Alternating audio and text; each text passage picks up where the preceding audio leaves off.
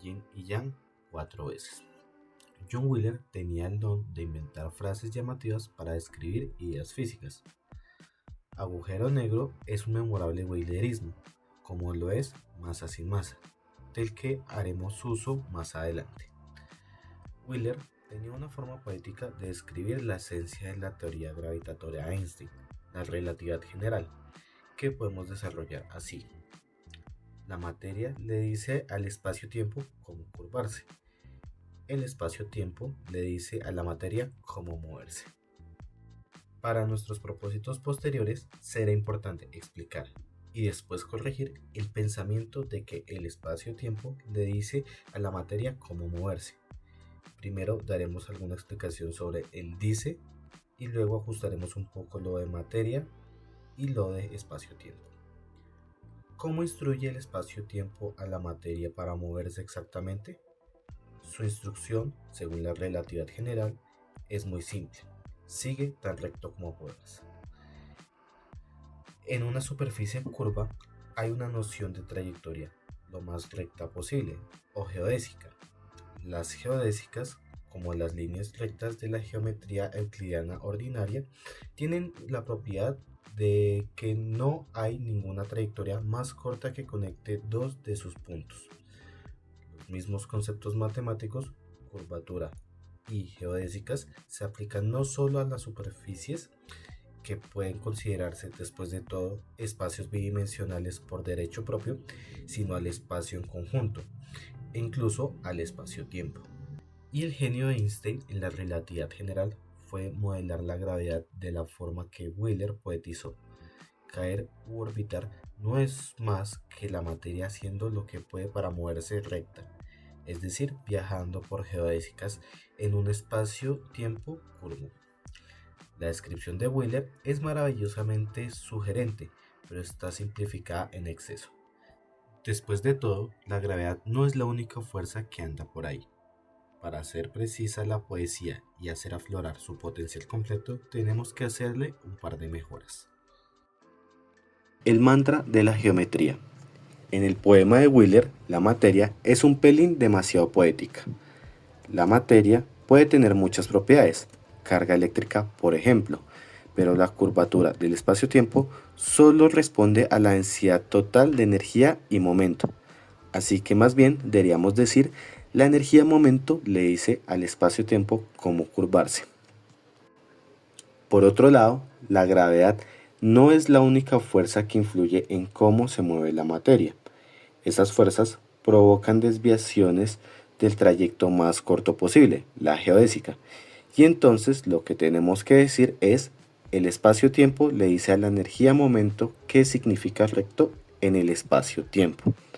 Así que, reuniendo lo anterior, la energía-momento le dice al espacio-tiempo cómo curvarse, el espacio-tiempo le dice a la energía-momento qué significa recto en el espacio-tiempo. Y ahora veamos la teoría central del electromagnetismo. La carga eléctrica le dice al espacio de propiedad electromagnético cómo curvarse. El espacio de propiedad electromagnético le dice a la carga eléctrica qué significa recto en el espacio de propiedad electromagnético. Y de la fuerza débil, la carga débil le dice al espacio de propiedad débil cómo curvarse. El espacio de propiedad débil le dice a la carga débil lo que significa recto en el espacio de propiedad débil. Y de la fuerza fuerte, la carga fuerte le dice al espacio de propiedad fuerte cómo curvarse. El espacio de propiedad fuerte le dice a la carga fuerte lo que significa recto en el espacio de propiedad fuerte. En la teoría central completa, que incluye las 4 fuerzas, la materia tiene 4 clases de propiedades: energía-momento, carga eléctrica, carga débil y carga fuerte. Las partículas de materia se propagan por un espacio más complejo del que permitía Wheeler, que incluyen los espacios de propiedad electromagnético débil y fuerte, superpuestos al espacio-tiempo ordinario. Pero la materia sigue, de acuerdo con la teoría central, el mismo principio yin, adaptado a este entorno más complejo. Sigue tan recto como puedas. Yin Yang. El milagro de la teoría central es que las cuatro fuerzas suenan como variaciones reconocibles del mismo tema. No creo que sea por completo fantasioso. Y, desde luego, es bonito ver en la dualidad materia-espacio-tiempo un ejemplo de la complementariedad china, yin-yang. Yin es el principio pasivo, asociado con la tierra y el agua, la materia. El yin hace lo que es natural, Oklahoma, o sigue la fuerza, Star Wars, siguiendo el camino de menor resistencia, la geodésica. Yang es el principio vivificante, asociado con el cielo, espacio-tiempo, la luz, el fluido electromagnético, véase más abajo, u otras fuerzas motrices. El alma de la teoría central, desde esta perspectiva, es Yin-Yang 4 veces. Este libro incluye un rasgo distintivo muy especial, una imagen de un Taiji Yin-Yang original, aportada por un maestro contemporáneo de las artes chinas tradicionales, He Shufa. Aparece como frontispicio del libro y también en la lámina A.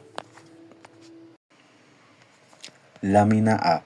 Figura Taiji por He Shifua, que se usa también en el inicio del Ippuku. Taiji se ha traducido de varias formas, de las que polaridad suprema tal vez sea la más evocadora. Su símbolo contiene dos elementos que contrastan, el yin oscuro, el yang claro, y se le suele llamar figura yin-yang. Hay que resaltar que estos dos elementos forman un todo inseparable y que cada uno contiene al otro y es contenido por el otro. Nuestra descripción más profunda de la realidad física en la teoría cuántica y en las cuatro teorías centrales de las fuerzas, gravitación, electromagnetismo, fuerzas fuerte y débil, introducen conceptos que traen a la mente el yin y el yang. Niels Bohr, uno de los influyentes fundadores de la teoría cuántica, veía fuertes paralelos entre su concepto de complementariedad y la dualidad unificada del yin-yang. Bohr diseñó un escudo de armas para sí mismo donde el yin-yang ocupan el centro. Véase la figura 42. Nuestras teorías centrales se basan en la interacción entre fluidos similares a la luz que llenan el espacio yang y sustancias yin a las que dirige a la vez que responden. Figura 42. Blasón diseñado por Niels Bohr. El mantra del flujo. Un mapa del mundo no tiene por qué ser un globo. Podemos representar la geometría de una superficie curva, como la superficie de la Tierra, proyectando información sobre las distancias en una cuadrícula plana. De manera más general, podemos representar la geometría de un espacio curvo o el espacio-tiempo curvo, mapeando la información sobre las distancias sobre una cuadrícula plana. En cada punto de la cuadrícula y en cada dirección que emana de ese punto, tendremos un número que nos dice cuán lejos llegarás si procedes a dar un paso en esa dirección. De esta forma representamos la geometría de nuestro espacio asignando unos cuantos números a cada punto. Esta construcción define lo que se llama un campo métrico o simplemente una métrica en matemáticas. En física, cuando consideramos la geometría del espacio-tiempo, es adecuado, en el espíritu de Faraday y Maxwell, hablar de un fluido métrico. Este es el concepto que, en la relatividad general de Einstein, reemplaza a las fuerzas gravitatorias en la teoría de Newton.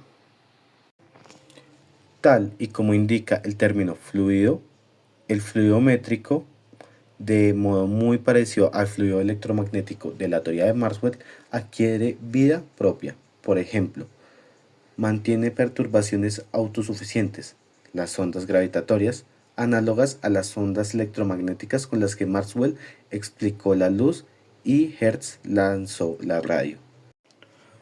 Usando esos fluidos que codifican la geometría, obtenemos los mantras del flujo. La energía momento le dice al fluido métrico cómo fluir. El fluido métrico le dice a la energía momento cómo fluir. La carga eléctrica le dice al fluido electromagnético cómo fluir. El fluido electromagnético le dice a la carga eléctrica cómo fluir. La carga débil le dice al fluido débil cómo fluir.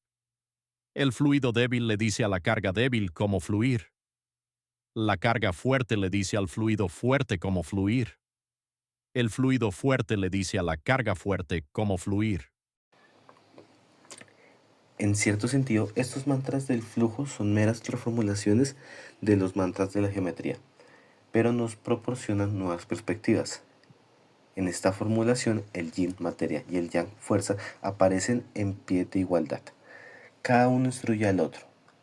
Esto apunta a que su dualidad aparente podría resolverse en una unidad más profunda. Veremos en el siguiente capítulo cómo esa idea extravagante se puede materializar a través de la supersimetría. Este mantra de flujo, en el caso del electromagnetismo, está mucho más cerca en espíritu de las ideas originales de Faraday y Maxwell que nuestro anterior mantra geométrico. El mantra geométrico, en cambio, está más cerca en espíritu de las ideas que condujeron a Einstein a su teoría de la gravedad, la relatividad general. Esta armonía de ideas es un gran obsequio. Es hermoso en sí mismo. Y, prefigurando de nuevo el próximo capítulo, insinúa una unidad más profunda entre las fuerzas. Y lo más esencial, una vez que la geometría, ya sea del espacio-tiempo o de los espacios de propiedad, está codificada con un fluido matemático, podemos imaginar fácilmente cómo el fluido fluye y adquiere vida propia. Avatares de la simetría local. Ahora hemos explicado y refinado la segunda línea del poema de Wheeler. En otras palabras, hemos discutido cómo las fuerzas dirigen a la materia o cómo el yang dirige al yin. Para cerrar este círculo de ideas, tenemos que discutir los principios que gobiernan la dirección contraria de la influencia. En concreto, nuestro desafío es este. ¿Cómo conseguimos las ecuaciones para las curvaturas del espacio-tiempo y de los espacios de propiedad? El principio rector central, la asimetría local, es tan bello como profundo. Ya presentamos la idea antes en Simetría 1 y ahora vamos a repasar brevemente y a desarrollarla después. Recuerda que poco después de formular la teoría de la relatividad especial en 1905, Einstein percibió que no se podía reconciliar con la teoría gravitatoria de Newton. Luchó con este desafío durante un decenio entero en lo que llamó años de búsqueda ansiosa en la oscuridad. Einstein alcanzó la iluminación al descubrir las ecuaciones adecuadas para la curvatura del espacio-tiempo, completando así su nueva teoría de la gravedad, la relatividad general. Las descubrió mediante la exigencia de que encarnaran en lo que llamó covarianza general, que es la versión en el espacio-tiempo de la simetría local. Para entender la simetría local en la teoría central más a fondo, empecemos recordando la idea básica de simetría de las ecuaciones que presentamos antes al tratar las ecuaciones de Maxwell. Decimos que una ecuación o sistema de ecuaciones tiene simetría si hay cambios que se pueden hacer en las cantidades que aparecen en la ecuación sin cambiar su contenido. Exigir simetría nos ofrece una forma de encontrar ecuaciones que son especiales, porque la mayoría de las ecuaciones elegidas al azar no son simétricas. Esto es también, en un sentido subjetivo, una forma de hallar ecuaciones especialmente bellas. Hay gente que encuentra discordante el uso de la palabra simetría para describir la propiedad de las ecuaciones, porque parece muy distante del significado cotidiano de esa palabra. Si tienes esa dificultad, tal vez prefieras tener en mente invarianza como suplemento o sustituto. Tras pensarlo bien, he decidido quedarme con simetría, porque está embebida hasta el fondo en la literatura y no sin cierta resonancia. Lo llames como lo llames, la gran idea sigue siendo cambio sin cambio. La simetría convencional, es decir, no local, o como diremos aquí, rígida, de las leyes físicas, implica típicamente cambiar el universo como un todo, de forma rígida. Así, por ejemplo, postulamos que el contenido de las leyes de la física no cambiará si cambiamos la posición de todo lo que aparece en ellas en la misma cantidad. Digamos, si movemos las cosas 1 metro en la misma dirección en todas las partes y para todos los tiempos. Si lo piensas bien, te darás cuenta de que es una forma precisa, aunque quizás peculiar, de decir que las leyes no reconocen una posición especial en el espacio, o de forma más simple, que las leyes toman la misma forma en todas partes. Pero si movemos las posiciones de algunas cosas más que de las otras, cambiaremos su posición relativa. Y eso, decididamente, cambia el contenido de las leyes de fuerza, como la ley de gravitación de Newton y la ley similar de Coulomb para las fuerzas eléctricas, que dependen de las distancias relativas. La simetría local recoge transformaciones que varían en el espacio y el tiempo. Es precisamente porque podemos elegir las transformaciones localmente, sin preocuparnos por el universo en su conjunto, por lo que usaremos la palabra local para describir esta posibilidad. Consideremos de nuevo el tipo de transformaciones que acabamos de discutir en el párrafo anterior. Simplemente mover las cosas de sitio. A primera vista, como hemos dicho, eso solo puede ser una simetría de las leyes de la física si imaginamos que movemos todo en la misma cantidad y en la misma dirección. Si cambiamos las distancias relativas, cambiamos las leyes de fuerza. Sin embargo, y esto es el yoga de la simetría local, si tenemos un fluido métrico y hacemos los ajustes adecuados en el fluido métrico al mismo tiempo que hacemos los movimientos, entonces podemos mantener intactas las distancias relativas y las leyes de la fuerza. El arte anamórfico, como se muestra en la lámina EE, aporta una maravillosa metáfora, o un modelo diría yo, de la simetría local.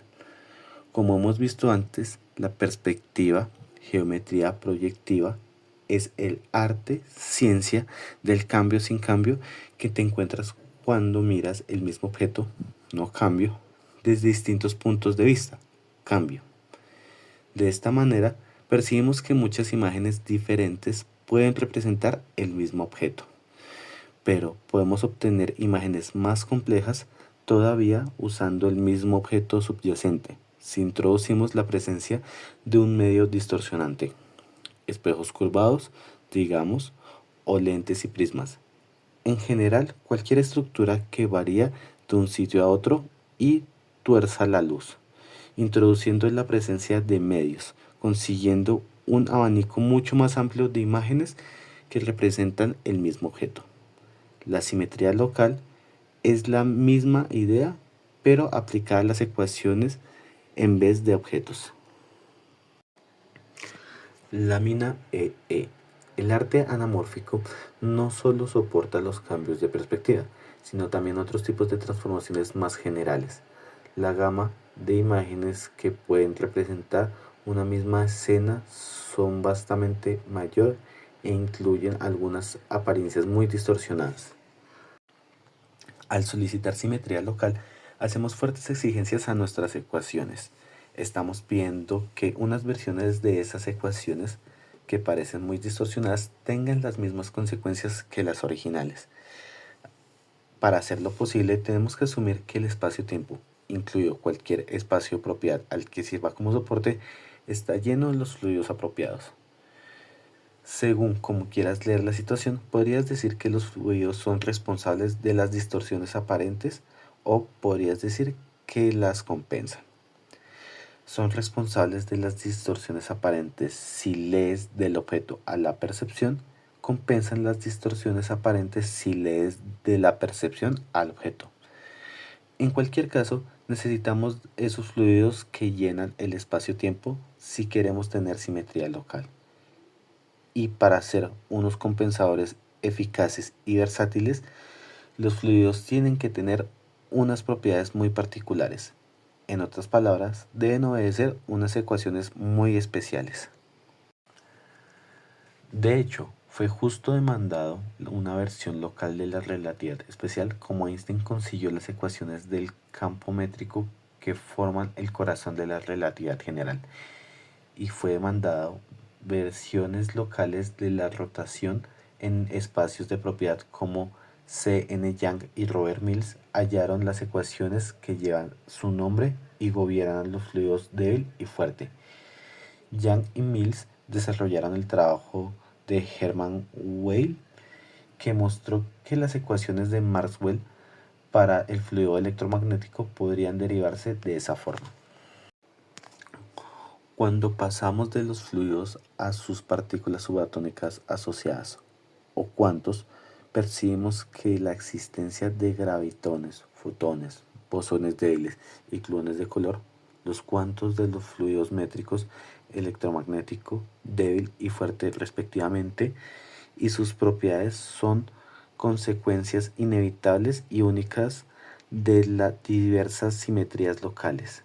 En la jerga de la literatura física, esas simetrías locales son la covarianza general para la versión local de la relatividad especial, la simetría de Gauge U1 para la versión local de la rotación en el espacio de propiedad de la carga eléctrica, la simetría de Gauge SU2 para la versión local de la rotación en el espacio de propiedad de la carga débil, la simetría de Gauge SU3 para la versión local de la rotación en el espacio de propiedad de la carga fuerte. El origen histórico del término simetría de Gauge es muy interesante y se trata en las notas finales. En 1919, Hermann Weyl, en su artículo Una nueva extensión de la teoría de la relatividad, propuso una teoría brillante para explicar el origen del electromagnetismo. Aunque esa teoría, en su forma original, es incorrecta, introdujo unas ideas que han demostrado ser extremadamente fructíferas.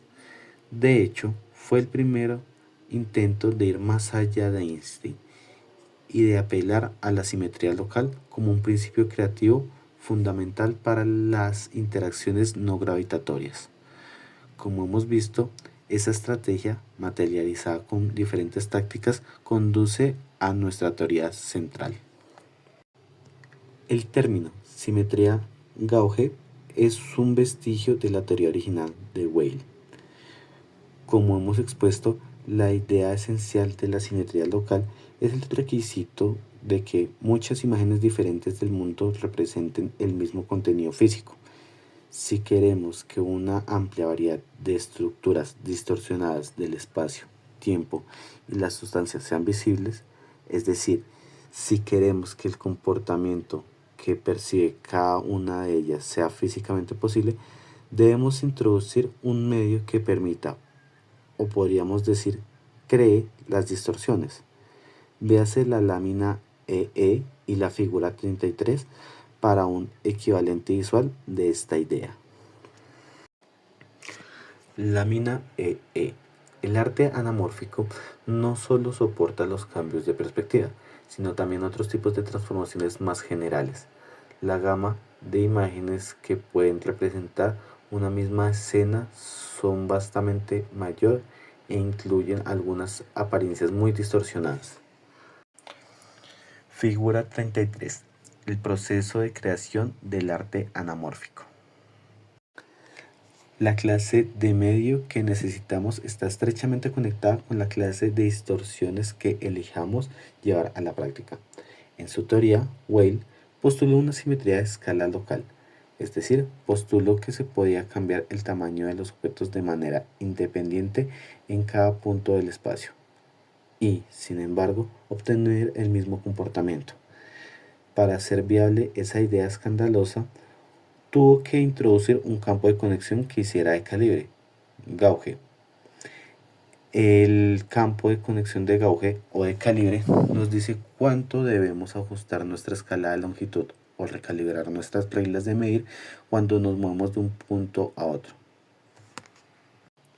Weyl hizo el descubrimiento extraordinario de que este campo de conexión de gauge, para hacer su tarea de materializar la simetría de escala local, debe satisfacer las ecuaciones de Maxwell.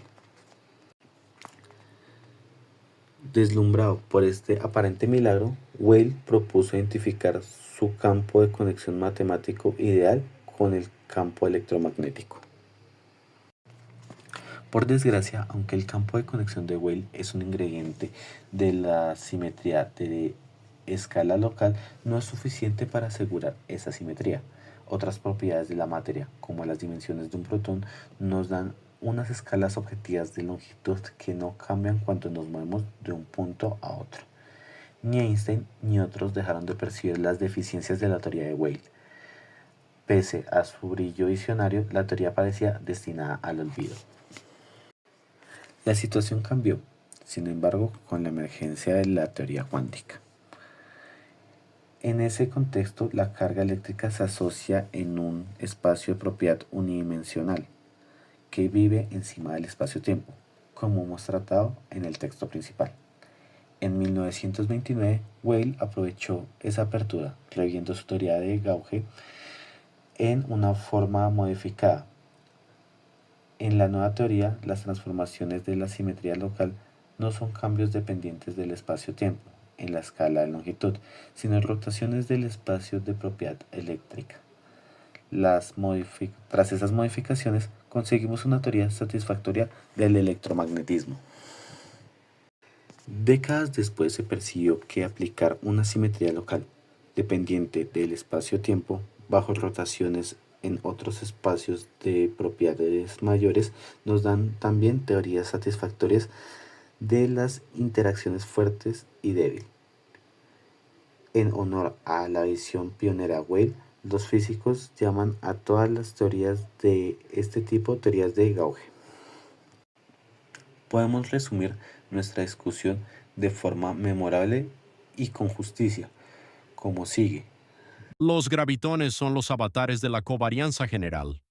Los fotones son los avatares de la simetría de Gauge 1.0. Los bosones débiles son los avatares de la simetría Gauge 2.0. Los gluones de color son los avatares de la simetría Gauge 3.0. Celebremos este extraordinario cumplimiento de ideal es a real como real es a ideal, con una imagen digna de él, lámina LL. Lámina LL. El uso de una lente ojo de pez o gran angular añade un segundo nivel de anamorfia a este imponente interior de una mezquita moderna. Cuando se fotografía un objeto que contiene detalles simétricos con una lente de ojo de pez o gran angular, la simetría de los diferentes detalles quedan representada en diferentes formas, dependiendo de su posición. Esas imágenes pueden representar el espíritu de la simetría local en una forma visual adecuada y dotada de una extraña belleza. Para acabar, cambiemos el foco con la figura 33, de los resultados de las teorías con simetría local al proceso de su creación. Se trata de un proceso en 3 pasos. Tenemos que elegir los objetos que queremos describir, las sustancias, las maneras en las que les permitiremos aparecer, las transformaciones, y los medios que las sostendrán, los fluidos. Este dibujo, que muestra la factura del arte anamórfico, es una puesta al día de las láminas K y L. Nuestro artesano moderno es un artesano riguroso, pero ahora sabemos que sus pensamientos son más imaginativos, sus herramientas más variadas y su actitud más juguetona que las del artesano que concibió Blake. Figura 33. El proceso de creación del arte anamórfico. Lámina K. Representación por William Blake de Isaac Newton trabajando. Lámina L. Representación por Blake de Urizen, creador y legislador. ¿Qué desde dónde? Cuando una partícula se mueve en un espacio de propiedad, diríamos en el lenguaje ordinario que se ha convertido en un tipo de partícula distinto. Por ejemplo, un quark rojo, es decir, un quark con una unidad de carga de color rojo, puede convertirse en un quark azul. Pero ahora tenemos un modo distinto de ver la situación, que penetra más hondo. Desde esta nueva perspectiva, vemos que esas dos partículas, el quark rojo y el quark azul, son en realidad la misma entidad que ocupa diferentes posiciones, que codifica dónde. Como la carga de color es a lo que responden específicamente los gluones de color, los gluones de color deciden lo que tienen que hacer mirando dónde están las partículas, o más en general, qué aspecto tiene la distribución de funciones de onda o de campos en el espacio de propiedad de color. Para esos gluones lo importante es la posición y la posición en el espacio de propiedad y también la posición en el espacio-tiempo. Y al revés, cuando registramos el comportamiento de los gluones de color, estamos recibiendo mensajes del espacio de carga de color. Los espacios de propiedad, introducidos inicialmente como una ayuda para la imaginación, evolucionan así hasta elementos tangibles de la realidad.